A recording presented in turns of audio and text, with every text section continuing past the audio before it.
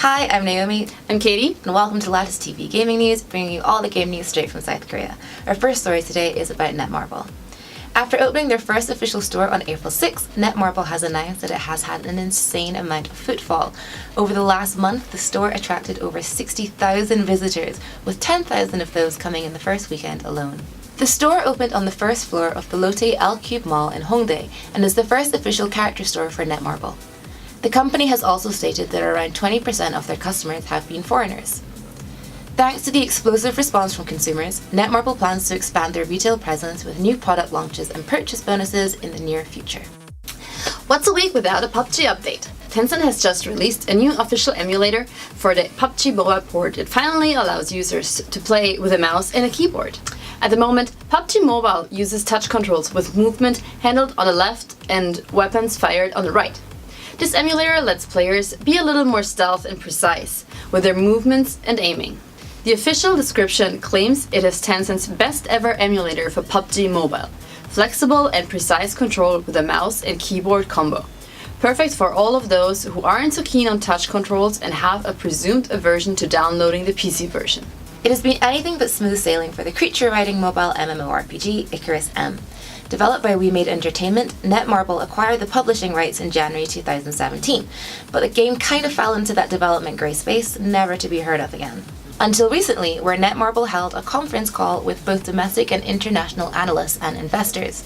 There are rumours of upset between the two companies, with Wemade claiming their opinions varied so starkly that they could no longer work together.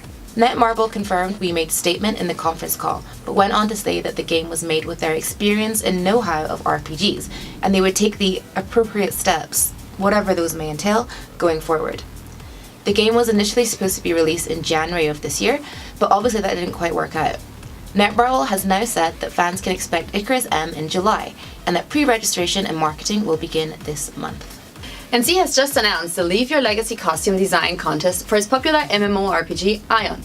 Players have until May 27th to submit their applications for a chance to have their design developed and added to the game.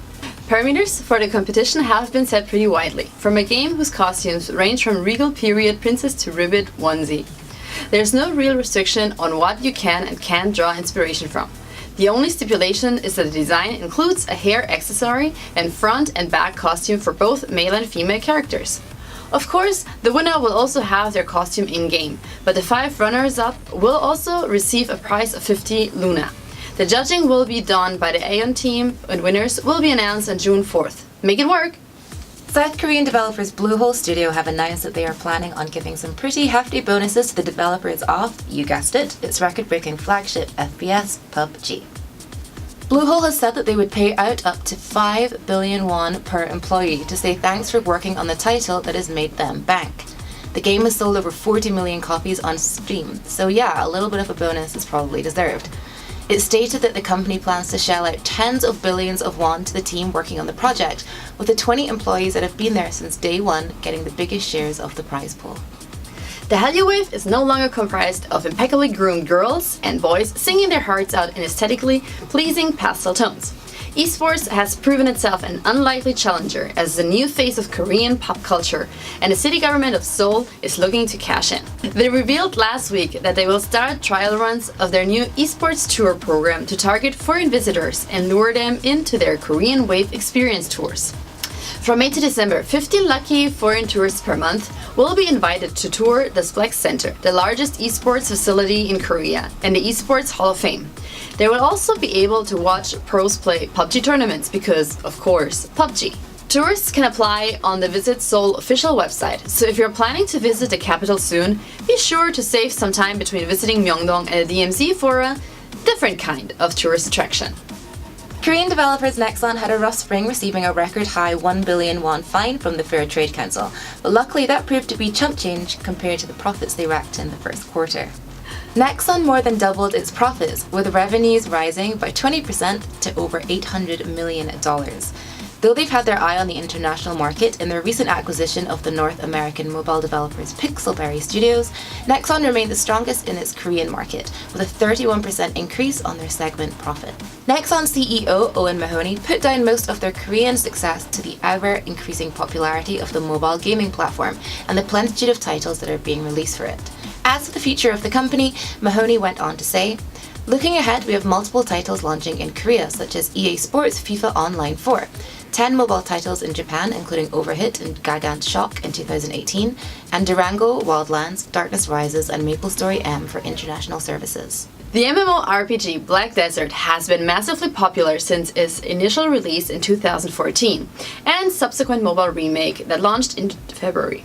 Western fans, who have been waiting for their own version of the mobile MMO, finally have something to mark in their calendars, if a little broadly. In a conference call with analysts and investors at the end of last week, Pearl Abyss said that they were planning to update Black Desert PvP and daily contents in the second quarter, as well as attract new users. They stated that Black Desert Mobile has a planned Western release date for the first quarter of 2019, but do not despair. Black Desert is still planning on coming to European and North American Xboxes in the summer. The reason for the mobile delay? Pearl Abyss are concerned that Black Desert will receive a lukewarm reception for being an RPG that errs on the side of too Korean. They hope the console launch will give them a chance to refine and retune elements of the game according to feedback to launch a more suited and tweaked Black Desert M on mobiles in 2019. Finally, last weekend was the Overwatch Contenders Korea Finals for 2018. Exits Gaming took on the underdogs O2 Ardiant in the best of 7 maps on Saturday, centre stage at the Play X4 Expo in Kintex, Goyang City. X6 came out of the gate confident with their epic Transcend entrance and kept up the hype throughout the first match. BQB pulled out some ridiculous Sombra play on Oasis, and X6 managed to take the first point as O2 struggled out of the gate. And whilst BQB did that on Oasis, he continued doing that on Hollywood with some crazy translocator throws at the end of point A, and Godspeed won the Widow duel over Climax, which led to a 2-0 for X6. Unfortunately, despite DPS player Climax's best efforts to clutch, O2 never quite found their footing even after half-time, and lost out on their map picks of Anubis and Route 66. That meant X6 took the title with a clean 4-0 sweep and became the first official champions of Contenders Korea. Looking forward to Season 2, there have been some more roster changes. Meta Gaming has announced that Hyunwoo and Big Box will be leaving Metabellum and Meta Athena respectively, but have not released any reasons as to why or searches for replacements just yet. And as Contenders Korea wrapped up on Saturday, other regional tournaments finished up over the weekend too, with 2 other Korean teams picking up Contenders titles outside of the Korean division. Lucky Future Zenith won Contenders China with an all-Korean lineup, and Detonator, another all-Korean team, took the title in Contenders Pacific. But now we're in Contenders off-season. Stick with us to hear all roster changes, shakeups, oustings, and updates in the Korean scene before the season picks up again. Rejoice, MapleStory fans! Your long-awaited chance to see all of your favorite creatures in giant luminescent balloon form is finally here. Nexon is holding a MapleStory art balloon project outside Lotte World Mall until May 22nd. Be sure to head out after 6 p.m. if you want to see the balloons all lit up. And as from us here at LatisTV, this week we've got plenty of footage from both the Play X4 Expo and the Overwatch Contenders Finals that we hit up last weekend, so look out for that. And that's it from us today. See you later!